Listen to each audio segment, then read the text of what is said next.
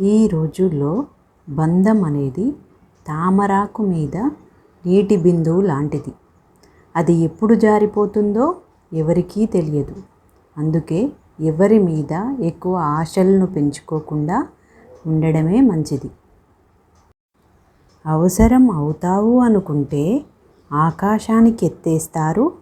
అవసరం తీరిపోయింది అనుకుంటే భూమిలోకి తొక్కేస్తారు. మనం మాట్లాడితే కానీ మాట్లాడని వారిని వదిలివేయడమే మంచిది. ఎందుకంటే నువ్వు మాట్లాడితేనే మాట్లాడుతున్నారు అంటే నీవు వాళ్లకు అవసరం లేదని అర్థం. అవసరం అయినప్పుడు తోడుగా ఉండేవాళ్ళు నీ వాళ్ళు. అవసరాల కోసమే తోడుగా ఉన్నట్టు నటించేవాళ్ళు తోడేళ్ళు. మొక్కకు నీరు ఎలా జీవం పోస్తూ ఉంటుందో అలాగే ఏ బంధంలో అయినా ఒక ఆత్మీయ పలకరింపు ఆ బంధానికి ప్రాణం పోస్తూ ఉంటుంది. మంచి మనిషి భరించే కష్టాన్ని ఎవరూ చూడకపోయినా దేవుడు ఖచ్చితంగా చూస్తాడు.